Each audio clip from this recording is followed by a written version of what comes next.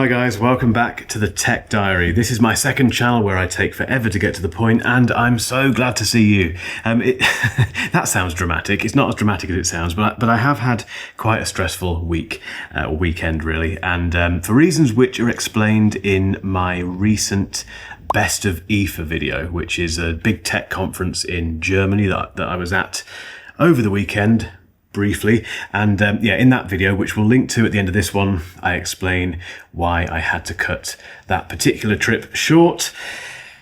But that's not for here, because getting straight to the point, he says, the iPhone. We've had an iPhone, well, more than just an iPhone, but we've had an Apple event this week, yesterday, as I record this, and I thought, let's do a reaction video. Normally these would go on the main channel, but they don't do very well on there, and I'd rather just have this chilled out conversation with you. So what I've done is list all of the products that Apple announced this week, and I'm going to just riff on my thoughts on them basically, and then ask you to get involved down below, because I'm fascinated by this one.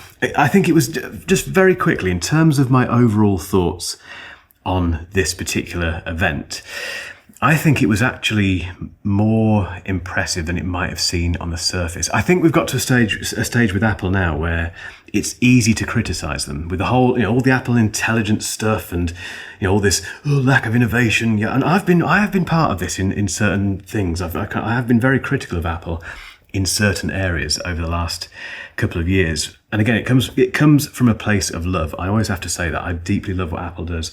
But I think because of that background, it's easy just to immediately think, the new iPhone 17 Pro Max is just a small update. The Apple Watch, there's nothing there.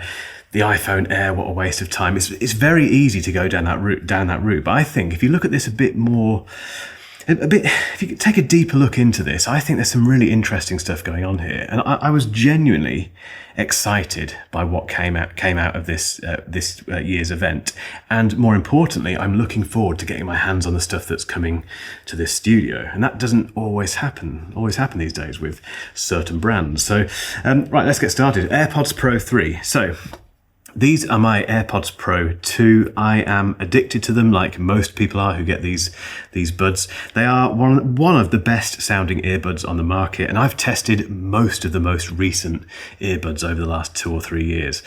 And there's not really anything that, well, there are earbuds that come close. You've got things like the Bose Quiet Comfort Ultras. Some of Nothing's earbuds are very close to these, unbelievably, given their price. Bowers & Wilkins, Technics, definitely. Cambridge Audio, more recently, that I've tried. They are basically, these are up there with those brands. And for these to be up there with the likes of Bowers & Wilkins is very impressive. However, it's the noise cancelling and the transparency mode, those two things which are just unbeatable, I think, in this realm, to the point where I compared these, unbelievably, back in 2022, I think it was. I compared these against the AirPods Max and got loads of stick for it in the comments, because people were saying, how can you do that? Over-ear headphones versus earbuds, what are you thinking? But the reason I did that, partly for the views, obviously, but also mainly because I think these are probably they're the only earbuds that sound and act like over-ear headphones, particularly when it comes to noise cancelling. They are, if you haven't heard them, they're amazing. And the transparency mode is the best on the market, just as it is on the AirPods Max. For some reason, no other brand can match Apple when it comes to transparency mode, which is when you let the outside, I'm sure you know what that is, but it's when you let the outside world in, and it does two things. It enables you to be aware of your surroundings and hear your own voice when you're doing telephone calls, which is very important. So these are already amazing. So what on earth do they do with AirPods Pro 3? Well, better fit, apparently. So the new ones are smaller, and they've also got, I think, foam ear tips as well. But they've basically analysed like 10,000 ears or something, and come up with this slightly smaller design with these foam ear tips, which apparently will help more people fit them properly. Basically, hopefully they won't fall out of your ears if they have done previously.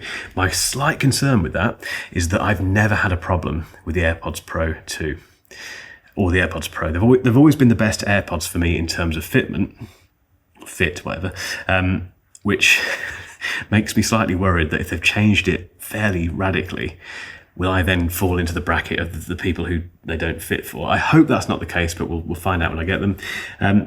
Next up, I'll come on to that one in a second. Sound, the audio has been improved apparently, so they've worked on the bottom end, the bass. It's not clear what they've done, but it's apparently going to be richer. There's going to be a wider sound stage, and they referenced clearer vocals. Or I think they said vocals will be more present, which to my mind means that they've kind of worked on the presence, the mid-range. I mean, again, they sound brilliant already, so the fact they've improved it further, happy days.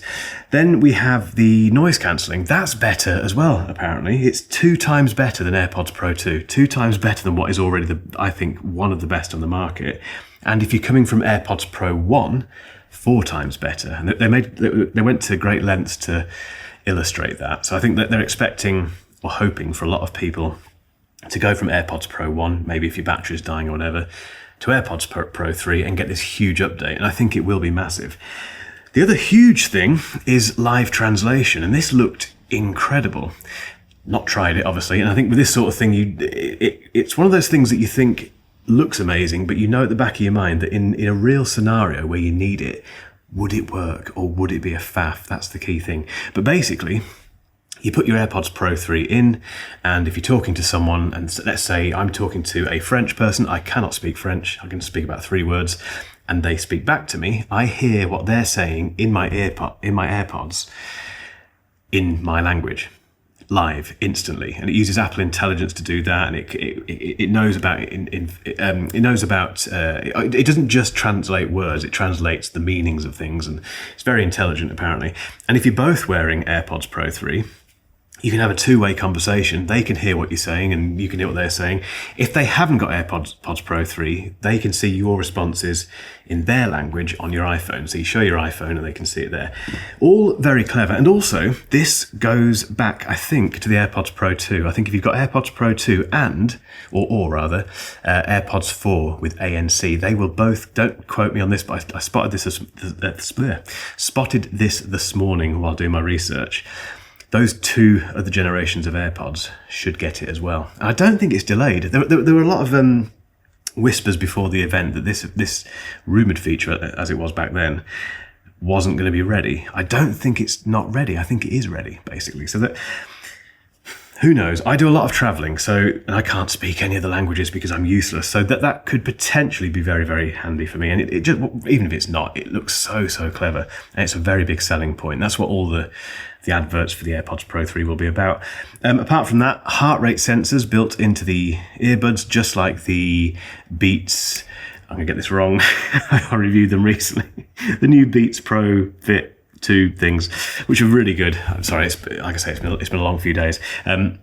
They have this built-in heart rate monitoring, so they've put that into the AirPods Pro 3. And what that means is that you can take your AirPods Pro 3 and your iPhone without an Apple Watch and track your heart rate. And they say it works for up to 50 workouts. So interesting, because like I say, you don't need the Apple Watch for that. You can just head out with your AirPods, with your phone, and away you go. You've got all your heart rate monitoring and all that stuff, which isn't going to cannibalize sales of this, obviously, because this is the Apple Watch and it's not, you can't tell the time with a pair of AirPods. Well, you can actually. You can ask Siri, couldn't you? Anyway, but you get the point. I think it's just a very, very useful feature for people who don't have one of these. So AirPods Pro 3, very, very excited about that. The Apple Watch. We get more battery life as well. 8 hours with ANC turned on versus the 6 hours that we get in here. What an update, amazing. I have a pair of those on the way, as you can imagine. The Apple Watch Series 11 is not a huge update. It's a bit thinner. It's 2 times scratch resistant on the display. They've got some new glass for that, I think, or a new cover for it. Cover, you know what I mean? A new layer for that. 5G modem, which they made a big deal about. I can't get very excited about, but nice that it's there. 24-hour battery, which is more than last time. A new space grey colour. Yay, exciting.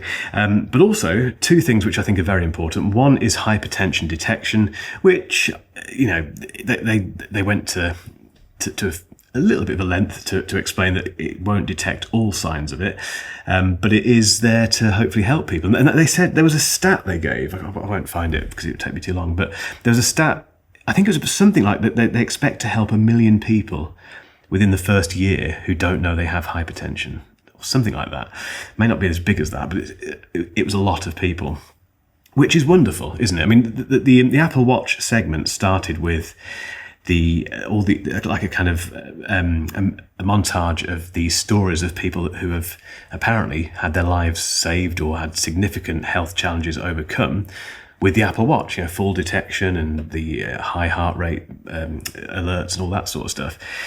And it was really, I found it quite moving, actually. I genuinely found it quite moving. And that can only be a good thing, getting hypertension detection. So that's fantastic. Sleep score is another thing that they're adding. And this is something which, having tested lots of the competition, Apple is pretty much last to the post with. We've got it on, we've had it with Samsung for quite a while.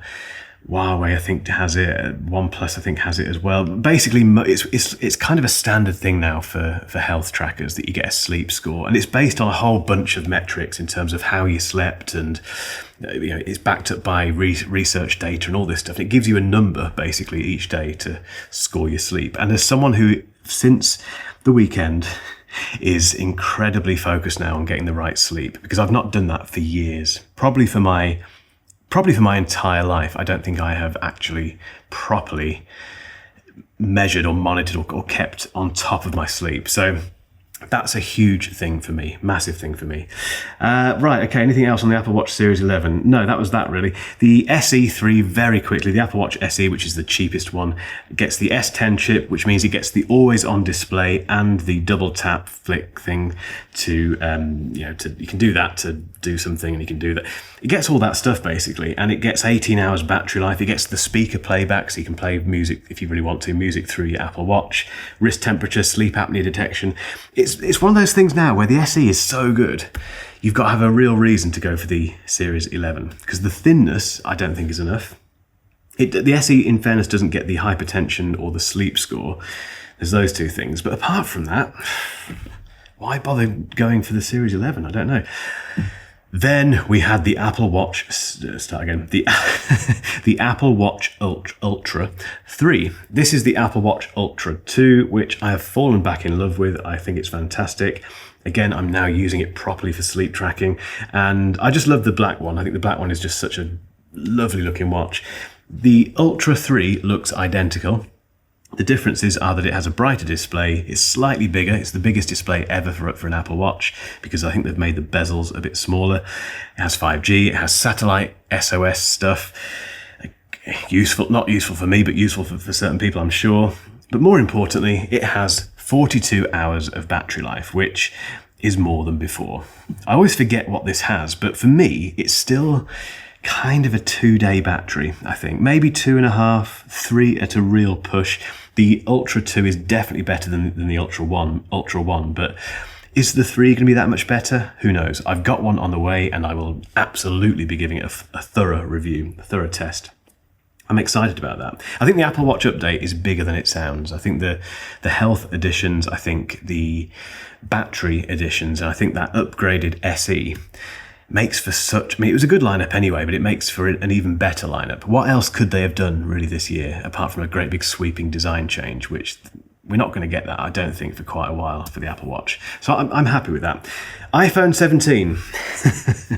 Finally, they've joined the pack, and we have a base model iPhone with ProMotion. And that means it's a 120 hertz variable refresh rate display. So it goes from 1 hertz when it doesn't need to do anything to 120 hertz when you're doing lots of scrolling and gaming and stuff. They've done it. They've done it, guys. So we can't moan anymore, can we? That's one thing ticked off. Okay, we could moan about the fact it took so long to get there and the competition's had to do that, but they've done it now. And moving forward, I would guess at some point the SE, is it called the SE? It is, isn't it? I have to think now. No, it's not. It's the E, the 16E, the 17E 18E might get it at some point, probably further down the line. But we can't moan about that anymore. So it's there. ProMotion is on the iPhone 17. It's also much brighter, that display. It's 3000 nits. It's got a ceramic Shield 2 coating, which is more durable and all that sort of stuff. A19 chip. Can't get that excited about Apple Silicon now because it's just so good. But yeah, lots of AI improvements and CPU and GPU improvements. And I thought I'd got this number wrong, but I don't think I have. I've looked at it twice now. You get 8 hours additional battery for video playback. Important to note that. But that suggests that there's quite a big boost to the battery performance on the iPhone 17. And Apple cited ProMotion as being a big player in that, along with the A19 and also iOS 26, the stuff in there. So can only be a good thing. However, and also everything starts at 256 gig now. So that is the starting base storage, which is good. However, the big thing, I think, for the iPhone 17 isn't the back camera. They've made some changes there, great, but it's the front camera. Because if you think about it, I think the iPhone 17 is probably, well, it is, isn't it? It's the default choice for most people who just want an iPhone. Below that, you have the 16e, but my girlfriend, for instance, just gets the regular, the 16, the 17, whatever it might be, whatever that generation is. And those people, generally speaking, take a lot of selfies. We all do. We all do that. And one of the most annoying things about taking selfies is having to constantly go like this and then go like that to try and get everyone in and do all that. You know what I'm saying? So what they've done now is introduce a brand new selfie camera. Let me get this right. I don't want to get this wrong. Which is 18 megapixels and it's got a square sensor, which is unusual. And the reason they've made a square sensor for this is because it means it can take both portrait and landscape photos without you moving the phone around. So you can keep the phone like that and take a photo. And then I think it's after the fact, you can then choose either landscape or portrait. And it's smart enough, obviously, to know that if someone comes into the frame, if you have a bunch of people with you, you still keep your phone like that. You don't have to do that. You just do that. You don't have to go like that. You just take the photo. And because it's got a bigger it's the biggest sensor they've ever put into a selfie cam, basically. So it's got this huge canvas and it has this square aspect ratio. It can just take the part of the photo that makes the most sense for you. Again, haven't used it yet, but it's changes like this that make total sense from a marketing perspective, from a usability perspective. And it's that element of Apple that I love. I want more of this stuff. So iPhone 17, it looks the same. It doesn't look any different. There's new colours and stuff, but there's some very clever choices in there. Then we had the iPhone Air, and this felt like it should have been the one more thing. I'm surprised they didn't leave this until the end, but they didn't. They put it smack bang in the middle of the iPhone announcement, and they did it in the order of where it sits within the lineup. So that does make sense. So you have the 16e at the moment, the 17, the Air, and then the next thing that I'll talk about in a second. So the Air is the thinnest iPhone ever. It's 5.6 millimeters thick. It's got a 6.5 inch display. It's got the A19 Pro, which they said offers MacBook Pro levels of compute in an iPhone. Amazing. It's got a new N1 chip, which is for Bluetooth and Wi-Fi, I believe. It's got a new version of the C1 modem, which is C1X, which is faster as well. And it's eSIM only because they want to get the biggest battery into this thing as possible. That was a big point they were making. Battery is as big as it can be, and because of that, we've had to get rid of the SIM card tray worldwide, which is a big change. Well, it's not a change because this is a new product, but for instance, every iPhone you buy in the UK at the moment, apart from the Air, if you pre-order it, obviously, is equipped with a SIM card. We still get the SIM card. I know that I think in America, correct me if I'm wrong down below, I think in America, you've not had a SIM tray for quite a while. I think you've been eSIM only for a little while. Have I got that right? I always get confused with this, but we've always had SIM cards over here. So for us in the UK and certain other locations, the iPhone Air will be the first one without a SIM card tray, which is interesting. So that's the main thing. It looks beautiful. It looks typically, Samsung came out with this first with the S25 Edge back in May, I think it was. And I got hands on with that, and it was a very impressive device, looked lovely, felt very nice, but also slightly worrying in terms of how thin it was. But I'd argue, although I've not had it in my hands yet, that the iPhone Air looks a bit better. It looks a bit more premium. I think the reason it looks premium is because they've gone for that polished metal on the outside, which I guess is aluminium. Yeah, it just looks really nice. And it's got this new camera plateau. Brilliant name. Which is basically the camera. It's basically a long camera bump. And I just love this naming conventions. Which, for one thing, it will mean, in theory, it means it won't wobble on the table. But yeah, so it's got this camera plateau, but the rest of it is just 5.6 millimeters thin. And looks very, very nice. It's got that ceramic shield stuff on it. It's the problem with this, potentially, there's two things which I'm interested in. One is the battery life, and they quoted all-day battery life. I think that equated to, 40 hours of video playback, which is always the maximum you get if you just watch video on it. So you can't really take that. You take that with a pinch of salt, basically. But generally speaking, all-day battery life, which to me means it's going to get through a day, and you're probably going to have to charge it when you go to bed every day. That is my guess. What will be the telling thing with this is what use cases throughout the day reduce that time. What brings that kind of dreaded 10% warning? What brings that forward?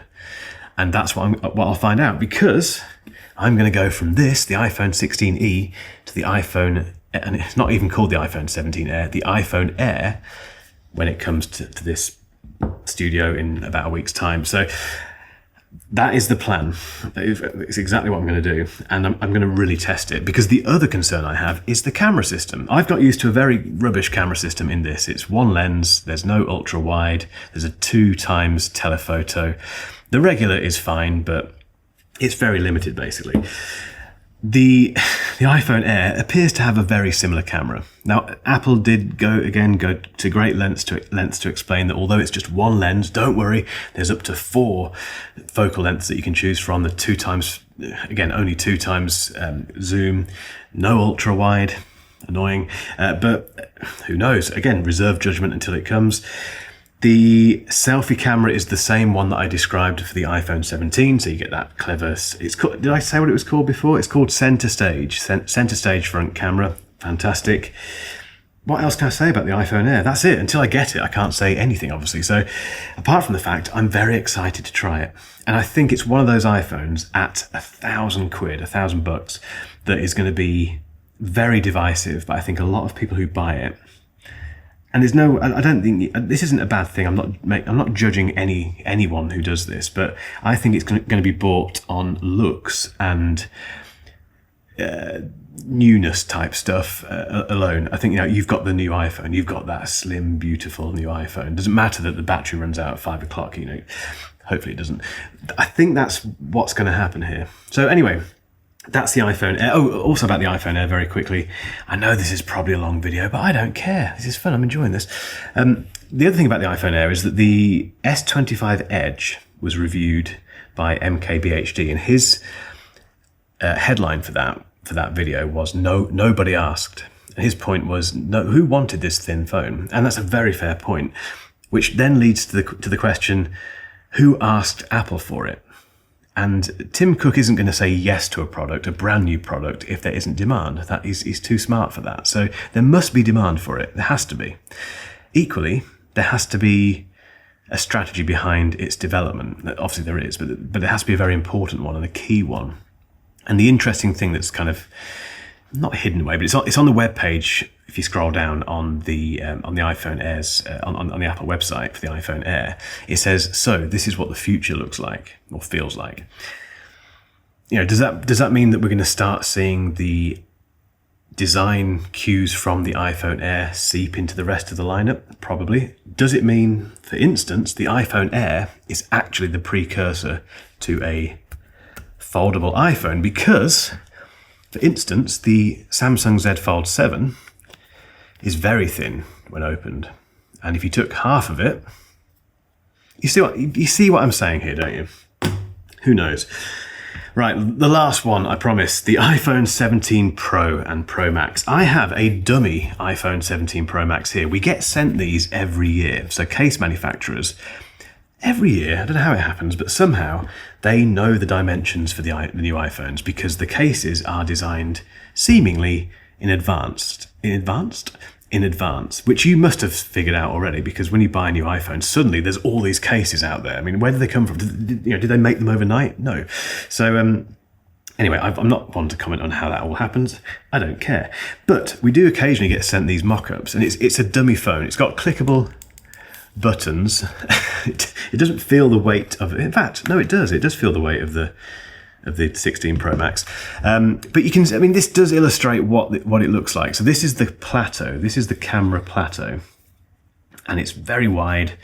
It houses the 3 cameras and it has the flash and I think the LiDAR sensor, whatever it is. And it looks fine. And again, it doesn't wobble at all. The Pro Max does. It gets rid, actually, if this is accurate,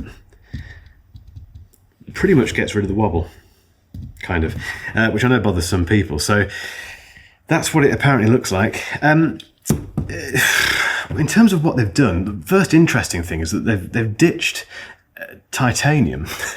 Titanium was like, was it 2 generations? It was, wasn't it? I think, yeah, it was the 15 and the 16. Have I got that right?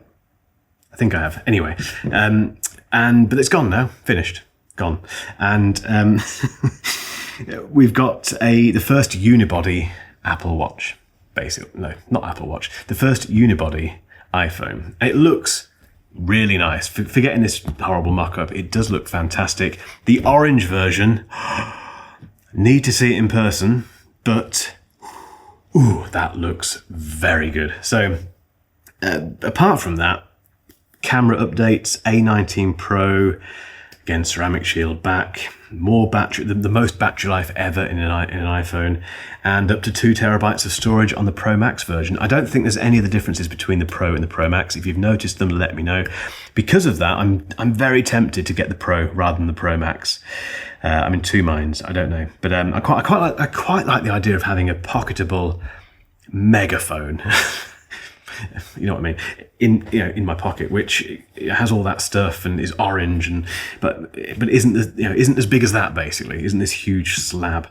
So anyway, that is my thoughts, guys. I've run out of time, I've run out of energy, run out of everything, and but I enjoyed that. It always helps in terms of getting my head around this stuff because we have to really dig into this. So we've got reviews of the AirPods Pro 3. The Apple Watch Ultra 3, the iPhone Air, and the iPhone 17 Pro or Pro Max on the way. Everything's slowly being ordered when we can order it. We don't get this stuff from Apple. And yeah, keep an eye on the main channel for that. But I will obviously talk about this stuff on here as well. So if you haven't hit subscribe on this channel, please give it a consideration because it makes a huge difference, as does liking it if you've enjoyed this video. And the biggest thing you can do is get involved in the comments. We get so many comments on this channel. It's unbelievable. Even the views are lower than the main channel, but you guys go for it. So thank you so much. Right, I'm going to go and lie down in a darkened room. I'm not. I need to go and do some work. And yeah, I'll see you down there. Cheers.